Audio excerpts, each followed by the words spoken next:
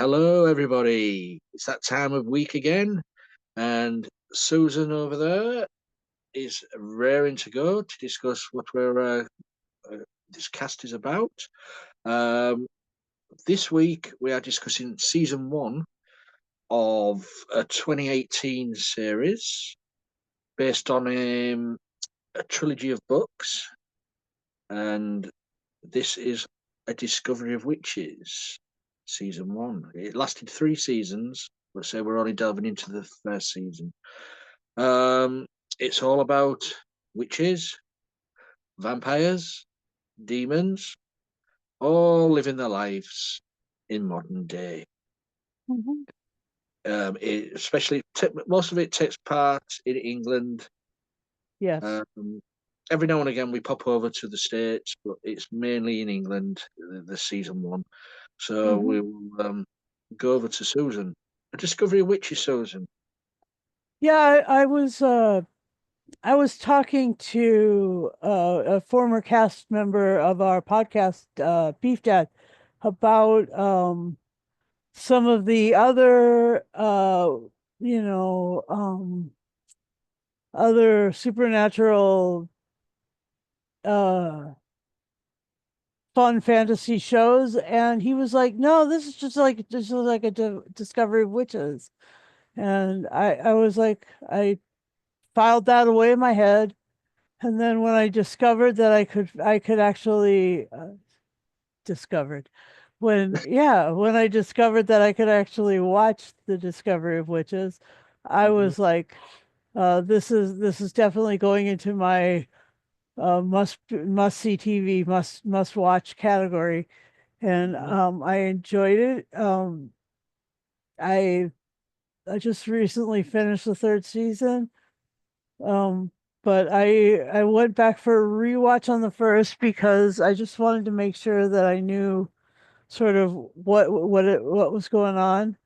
And it's a really intense story about a woman who uh who falls in love with a vampire. First of all, that's fun. She's a witch, only she doesn't have access to any sort of supernatural power due to some She's um spellbound. she's spellbound by her mom and dad. Yeah. And uh you know they did that to protect her from one of the people who is a witch on the congregation, Yeah. which is, it seems like it's like a secret society of folks in control of the universe. Anyway, yeah, those people are, well, there's only nine of them to govern the whole world, which is, what do you think? It's about, out of 8 billion people, there's maybe 100,000 supernatural beings uh, running Hmm. around on the planet. And basically, there's only three different kinds of supernatural beings: there's witches, vampires, and demons. And then the rest are humans. I'm surprised there's no werewolves in this. I was surprised too, there was, Mhm. but that that face in the can, sort of the face in the box. There's a witch head in a carried around in a box, and she's always talking about beware the woman with the blood of the wolf and the blood of the fire. And it's just like, and the when she's getting immolated, like you the way her face looks without all the prosthetics, it looked like the woman who played Simmons the in the Agents of Shield. But I don't really remember uh that actually being who it is. But Peter Knox is the witch with her head in the box. Peter Knox, played by Owen Teal. Fun. He's such a good baddie. Oh my gosh, he just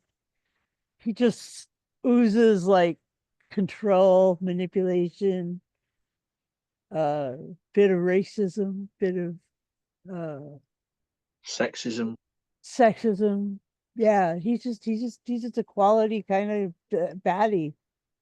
And then then there's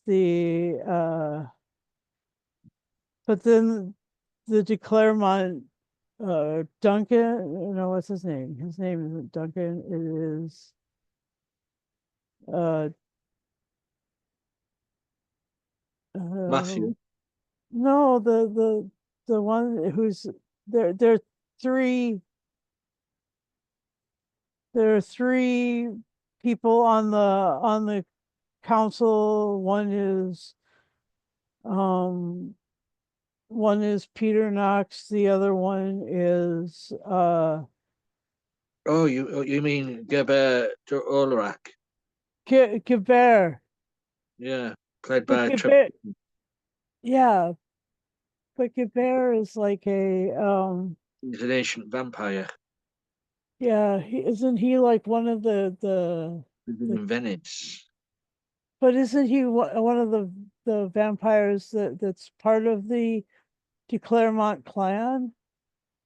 No, no, he's the Delorak. Okay, all right. Anyway, um, He's played by Trevor Eve. I think the last. I mean, he's a well-known British actor. yeah, Trevor Eve is You know, definitely. back in the early '80s, played Shoestring, but also Yeah, that's what Alex kept saying. He kept saying, "No, I can't really with his face so old and stuff. I keep seeing him with dark eyebrows and dark hair, and as the shoestring character in I the mean, I think the last time Trevor Eve had anything to do with vampires as well is when he appeared in the Frank Langella Dracula movie, oh where yes, he that's right. played Jonathan Harker. Yes, that's right. Oh, so good. Oh my gosh, it was great. That is a great movie. And then there's another clan of witches called the Bishops, and Alice Kingston is the auntie of Diana Bishop, who is in Oxford.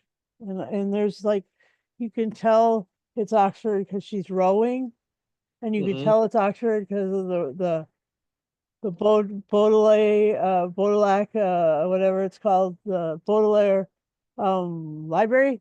And that library is like iconic. There is a Shada episode with uh Tom Baker riding his bicycle right by that, on the round of the basically the roundabout with the library in the middle. Anyway, yeah, so you can tell it's Oxford. You can tell um it's really interesting.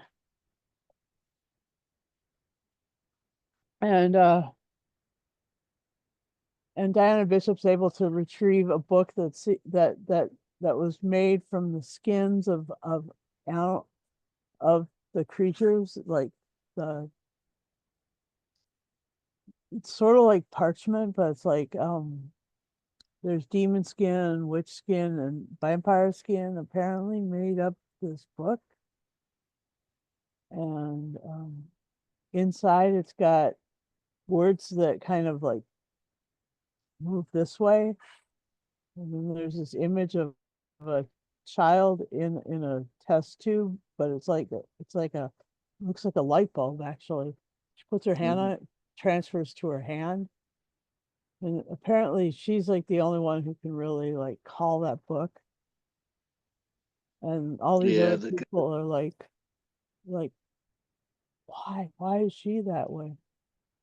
Anyway, she also has like one of the pages, the three ripped out pages of it.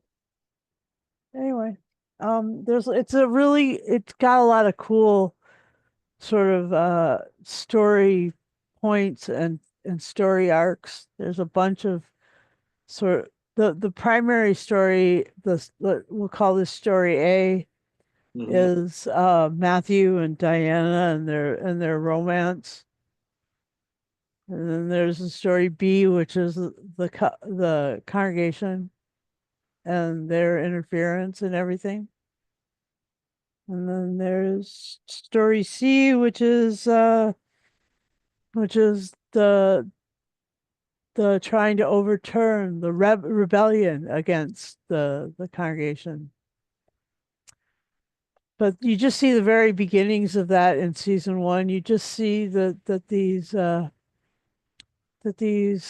friends that are being made are being are calling into their hearts, sort of Hmm. they're calling their hearts into alignment with one another, and that's fun.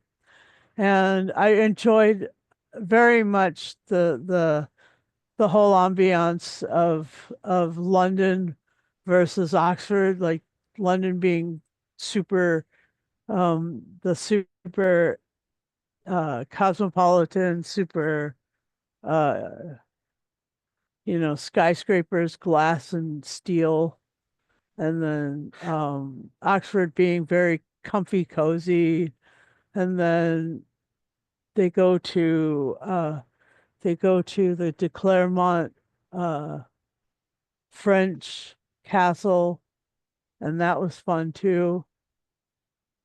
And that is like another cool setting. So the setting is gorgeous. Anyway, what's your opening thoughts, Lee? Well, so she, um, she's the only one who can call the book. It's been missing for years. The vampires, Uh-huh. the witches want to get their hands on it because, well, the witches desperately want to get their hands on it because it will give them information how to destroy vampires for good. Uh-huh. And maybe the vampires want the book because then the witches don't have that information. Um, and they say only Diana is the one who knows how to make the book appear from out of thin air. Uh, Uh-huh. but as she was spellbound by her parents to keep her safe from Knox, and it turns out that Knox was well part of the reason why her parents were killed. They Yeah, definitely the whole reason. they were murdered. It was covered up. Hmm. So she was brought up by her aunts in America. They knew well. One of the well, the partner of the aunt knew she was spellbound. Hmm. The aunt didn't. So Oh, yeah, that's right. yeah, so that was and then you get as you say, the growing relationship between Matthew the vampire and Diana the witch, which is not allowed. You cannot crossbreed between species, as the congregation says. Um, so the congregation are all out to get them for that, for breaking that law. Um, did you notice, Susan, as well? No fangs in this. No fangs. No fangs. We have vampires walking in daylight, That too. and it was stated as well they do not fly. They That too. they run and jump, Right. but they do not fly. But the witches do Witches do without a broomstick. without a broomstick. Yeah, yeah. It's a good. I mean, it's only was it eight episodes. Yeah. It draws you in because you don't know what's going to happen next. Um, and each of the congregation are they couldn't care less about each other. They are going to stab each other in the backs. Um, then also you've got this one couple of demons, and the young woman's pregnant. And it turns Yeah. out, but it turns out she was born of witches. So Yeah, that Buffy. yeah, so that goes all against congregational law. Yeah, So you can see where this is going to. Um, yeah, Nathaniel and Sophie. That they were expecting a child, and they because she was a demon, but she was born of two witches.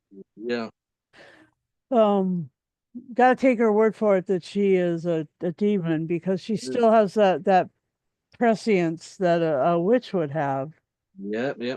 But um, but you say you've got some great characterizations in here. You say you've mentioned Owen Teal, the head of the witches clan. Trevor Eve, one of the head of the vampire clans. Um, the demons seem to take a back seat. And it's said in this season they always take a back seat to the witches and the vampires. They let them get on with it. Yeah, But that's just because the head of the demons in the congregation is a woman, and she's black, and she's a demon. and So she's and so all those three things make you know also she's the mother of the would-be parent to the child who's going to be born. She uh-huh, she she's the mother of the son, the man. yeah, Um, that's her clan, that clan, that's her so tribe. she wants to keep that safe. But Yeah, the racism and sexism that you had mentioned earlier is a real deal. I mean, there is, it's none too subtle. and it's mainly from Knox. From Peter Knox, right? Yeah. Quite an evil witch. Also, you get this. You gradually see the power growing in Diana because she starts to use it unexpectedly with witch wind, I know. Water. witch water, and all like that, without her knowing how to do it. So basically, Diana Bishop is like Avatar, the Airbender, the last Airbender. She's got airbending, water bending, earth bending. And then we find out she's like her father because she's a time walker. She's a time walker too.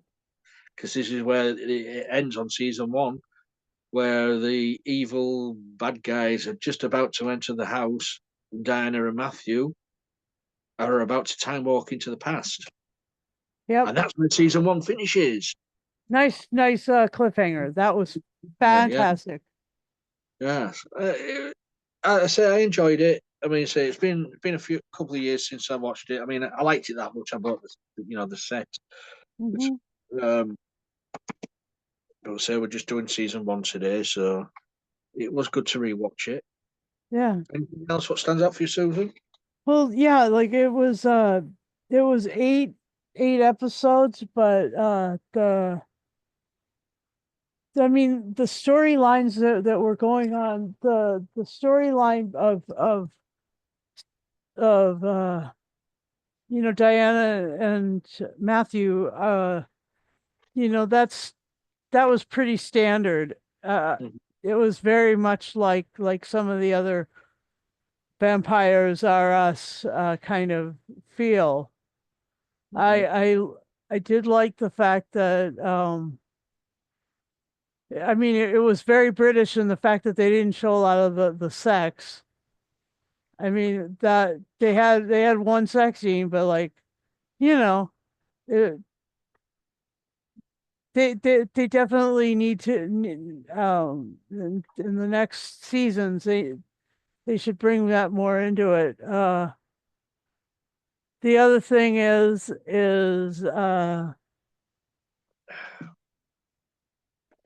there they played sort of they kept saying that this person was destined for that person, and this Mhm. person was in love with this person for so long, and stuff like that, but there wasn't, those kind of things seemed all sort of manipulative. There's a lot of, like, a lot of the other relationships in this story are super unhealthy, super like um you know codependent and or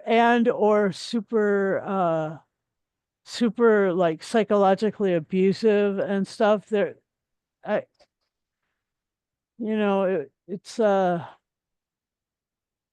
it's a bit like they can't. I don't know whether or not that these storytellers in this vampire witch world can't tell a story without the unhealthiness. But I mean, it does make clear that what's his name? Gibbs, Gil, not Javert, but the one who's in charge of uh Isabeau's other son. What's his name? Baldwin. Baldwin, yeah, head of the house. Yeah, Baldwin is he isn't paired with anybody. He doesn't seem to have the ability to connect very deeply on any sort of level. So I mean, like he's really manipulating like everyone in that household, and you just kind of go, ouch, whenever there's a lot. It's a lot for him anyway. Um, Baldwin is and there's some other like super I'll let you talk about some of them, but Ken Bones, and then there's Louise Brealey who played Gillian, and she's definitely someone who is um definitely someone who is, on the outside she looks pretty sweet and normal and stuff, but like she becomes really sort of uh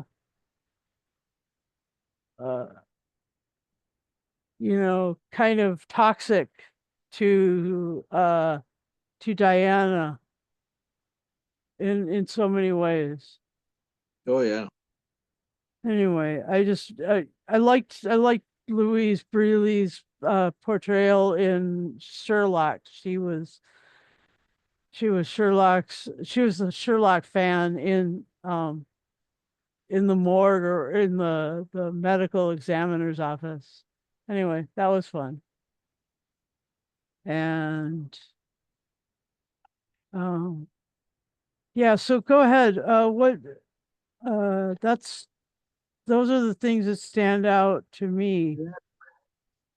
yeah. Um, I like the way that Diana won over Matthew's mother, played by Lindsay Duncan,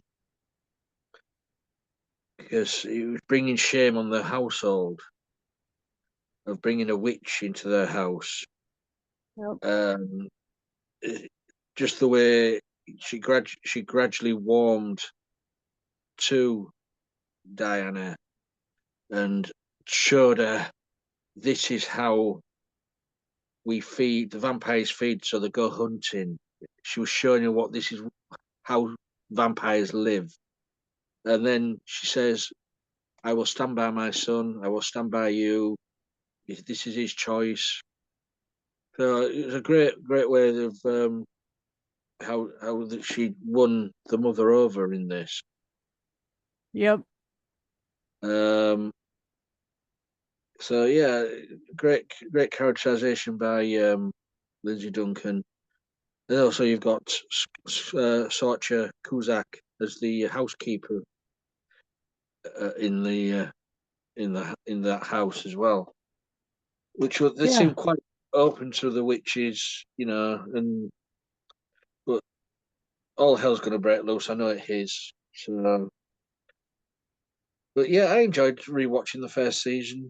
Um, it's a shame that they finished it after 3 seasons. But no, it was a really good story. Mm. I think you've got to blame the epidemic for that COVID. Hmm. 'Cause it was around that time I think season 3 was getting made. So COVID killed off a lot of TV shows I think production. it did. Yeah. So shall we go to final saying score, Susan? Yeah. Um, I will give this thing I'll give this thing 10 heads in a box. 10 witch heads in a box. I thought it was a really good show. And so I for one am really glad that we're watching it, and I'm challenging others to watch it because it's really good, and it's got a lot of the sort of lore is jinky, but a lot of the sort of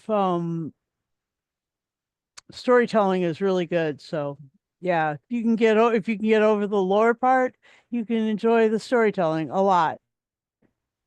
And I'm sorry about the camera problem. I seem to have frozen, and then my camera shut off. So like I just tried to unplug it and plug it back in, so maybe you can still see me moving. I hope so anyway. Well, you're moving, but it's a very blurry picture Oh, sorry. at my end anyway. Sorry. Um, Well, that's the end that you'll see. So pardon the technological issues right now. oh, as a technology, we get on with it so well. Yeah. Um, yeah, I agree with you. A great season to watch. Great acting. Great actors in this. So I'm going to give this 10 buckets of witch water out of 10. It does draw you in, and you do start to feel for these characters. They become sort of human after a while, but knowing full well they're not really. He's a vampire, he's a demon. She's a demon, she's a witch. Uh-huh. But you get the human element out of them. Yeah. So Especially with like Alex Kingston and what's her name? The other lady playing the couple of witches in the US in, where is it? Wisconsin, Madison, Wisconsin. You're what just a like, oh, crazy house they live in. the house that likes people or doesn't. I mean, it's like a cat. The house is more like a cat than a cat, and the cat is more like a house than a house. Anyway, it's very funny. Yeah. And it's So endearing. It's totally adorable. The couple that raised Sarah is just, they're so sweet. Ugh. yeah, so that is our little Mm. review of season 1 of A Discovery of Witches. You guys, have you seen this? Because it's been out a while now. If you have, leave a message below on this video. Let us know what you thought of it. This video we share all over social media, so you'll find us really easy. Um, and if you want to join us on this little thing we do, all you got to do is say, leave a message. You've got to be 18 plus, of course, because certain things we review are 18 rated. So all you need Yeah. is a camera and a microphone on the device you use. And also subscribe to our YouTube channel. Please remember the bell notification button, and you'll get notified every time we put up a video. Yeah, I've enjoyed Mhm. sitting down this week rewatching Discovery Witches, Susan. Nice choice.